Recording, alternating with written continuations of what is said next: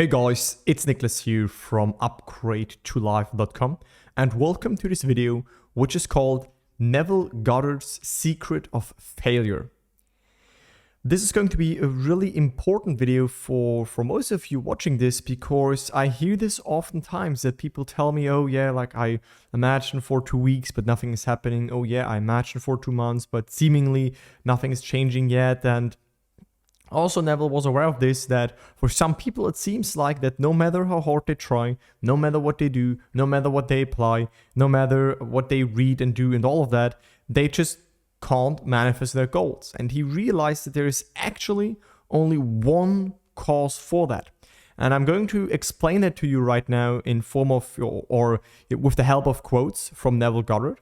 But I want you to stay till the end because the last quote that I'm going to share with you in this video is basically really, really powerful. Like I can't put it in my own words because it is so powerful. It comes with such a deep truth that I want you to stay till the end so that it makes sense to you, because you need to understand the other quotes as well. And then this overall video will help you to, in a sense, not fail with your manifestations. So with that, let's just dive right into that and let's talk about the great secret of failure and how Neville explained it. So perhaps you have imagined something which never came to pass and you feel that you failed.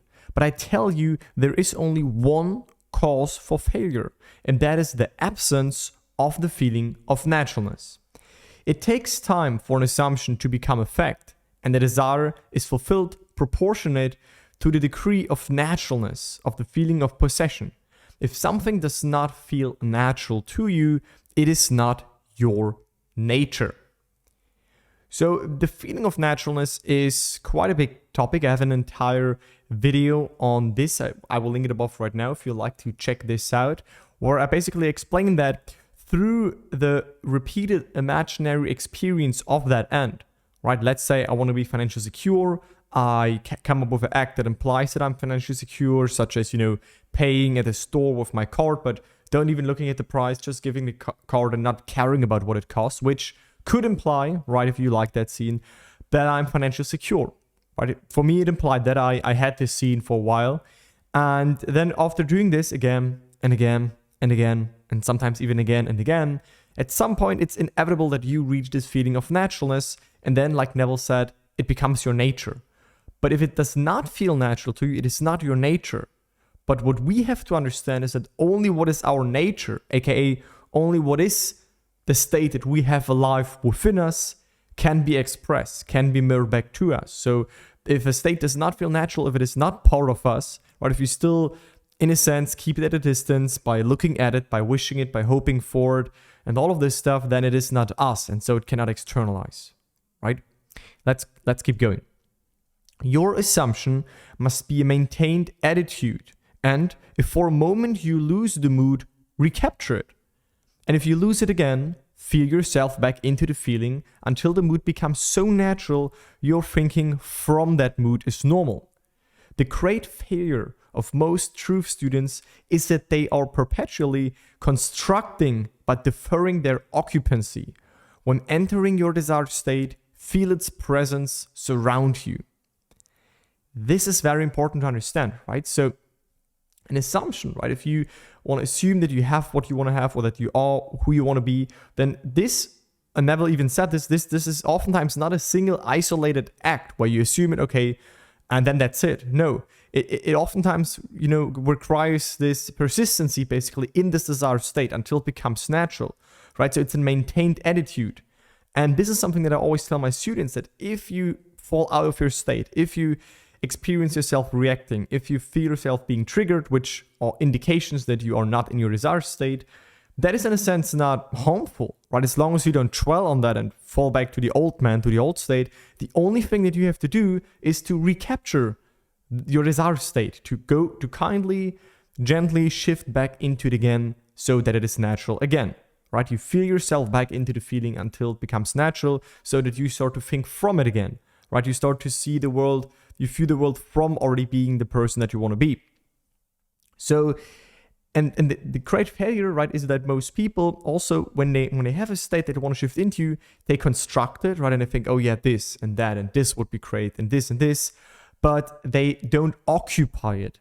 This is the big difference, right? If you think of the state, if you want that state, if you think that's great, if you daydream about it, or you feel euphoric about it because you imagine 10-minute long mind movies, but you don't occupy it through consciously using your imagination the right way. If you want to learn how to do that, check out the video I did on how to imagine correctly. But this is what it takes. What it takes, this occupancy of the desired state.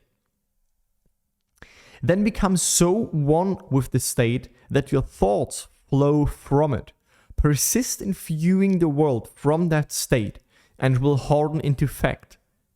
You and you alone determine the time for the state to externalize itself.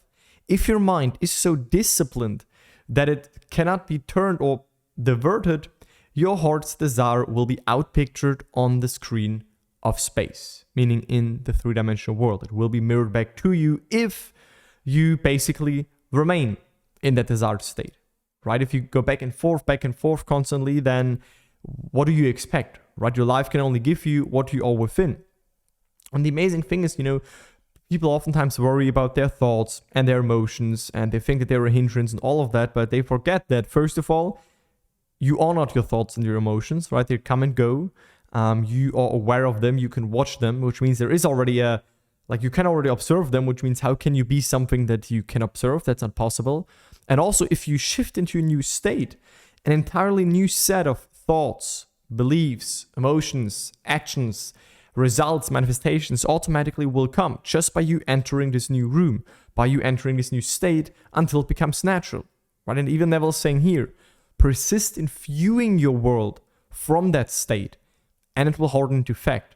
Because he said, and I agree with that, I prove this is the case, persistent assumption, right? Persistently remaining in one state, it will harden into fact, like it has to express. This is the law. No one can escape that, right? Your life has to give you who you are within. And that means that only you and you alone determine the time for the state to externalize itself.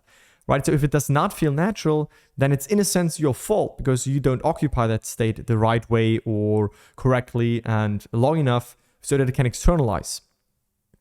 Right? So in that sense, meaning if once a state feels natural, that's all we can do, right? We cannot do more to quote unquote speed up a manifestation. The only thing we can do is occupy the state so that it feels natural. But when we have this knowing, when we have this subjective faith, when we kind of know it's done, right? When it does feel natural, then it comes on this appointed hour, meaning we can't, in a sense, say, yeah, it will be tomorrow, yeah, it will be in 1 week.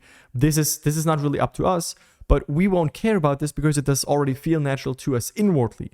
And it only matters where you stand within, because that is the only reality. And we will come to this in just a second. Here's one of my favorite quotes. Desire is hidden identity. I'm going to repeat this. Desire is hidden identity. What you want, you already have. If you acknowledge as fact that you are already what you desire to be and will not be diverted, but maintain your importunity by walking in the mood of fulfillment which now dominates you, no power on earth can keep you from expressing it. But you must feel yourself right into the situation of the answered prayer. For only by believing that you already have it, will it appear. Right? So this quote alone comes with such a tremendous wisdom and truth and deep knowledge. Let's talk about it, right?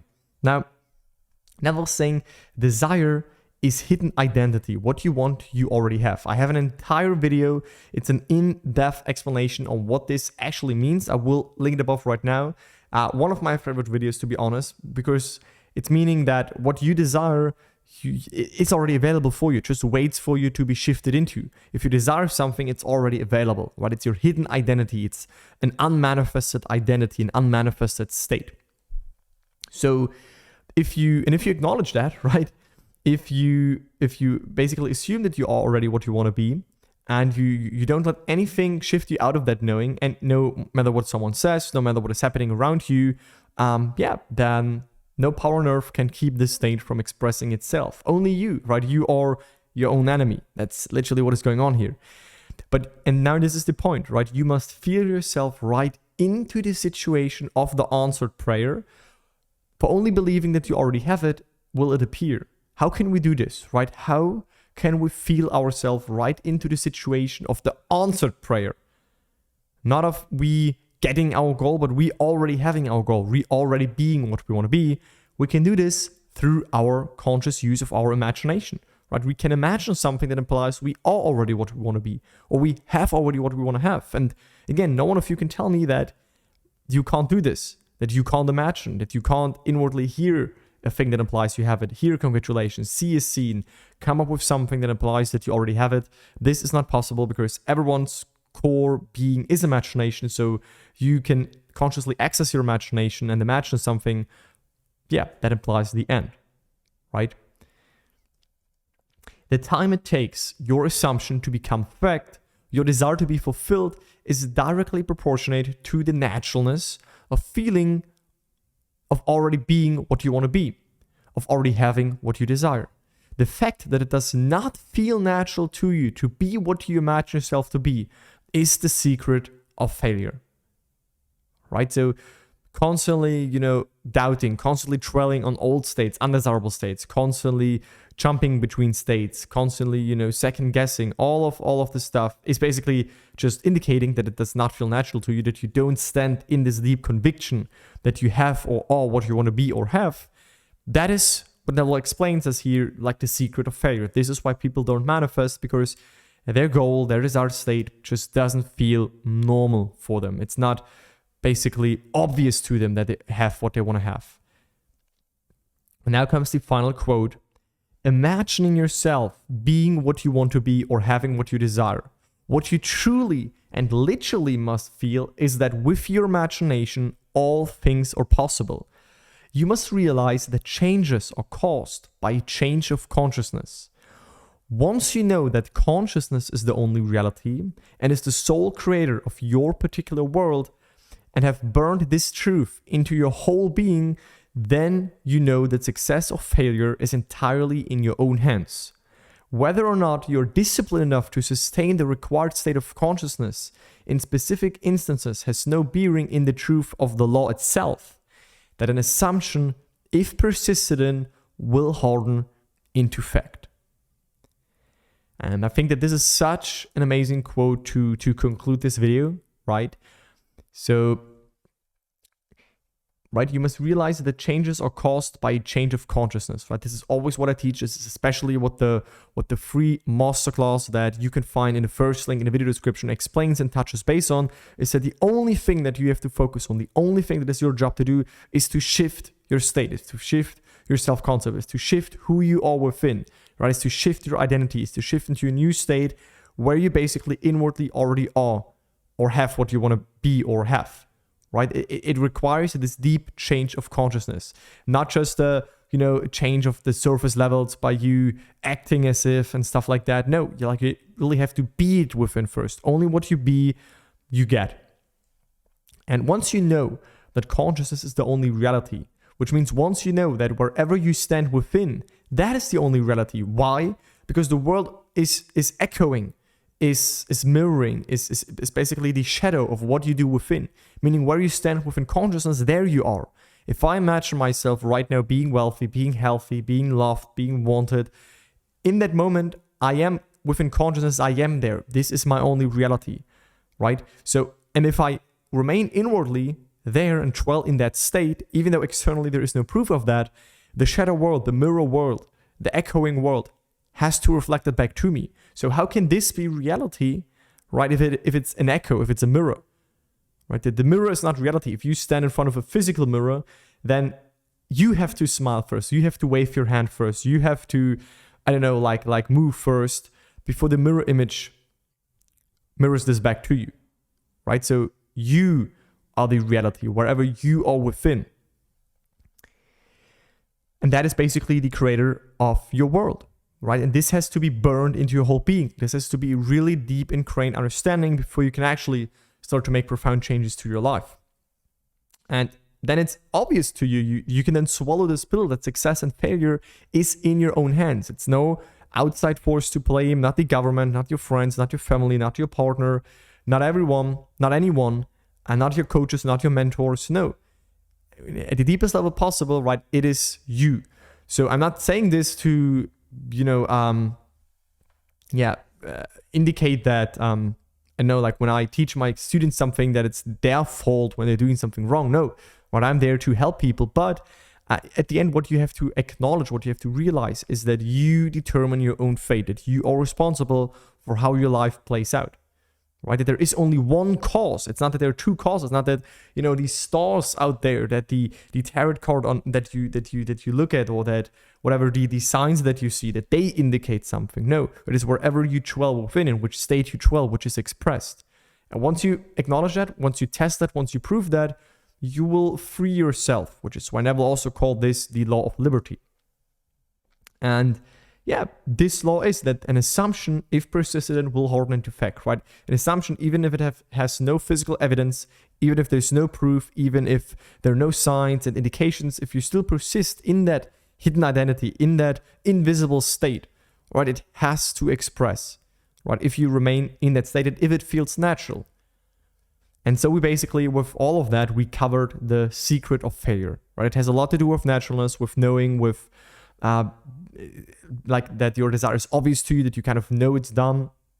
So make sure you check out the videos that I linked above. If you have any questions on that, leave them in the comments down below. I look through them and I answer some of them here and there. And if you like to take these teachings, right, to the next level, if you like to take these teachings and apply them in your own life in a natural way, where you don't feel that this is work or hard, and just so that it becomes your lifestyle, that you live from these teachings, from these understandings, so that you master certain areas of your life that you desire to see changes in, then you can also check out the second link in the video description, which is an application for a free 45-minute consultation with me or my team to figure out if we are a good fit to potentially work together, if that is what you like to do. And yeah, with that, I conclude this video. You now know more about the secret of failure, and I talk to you in the next one. Bye, guys.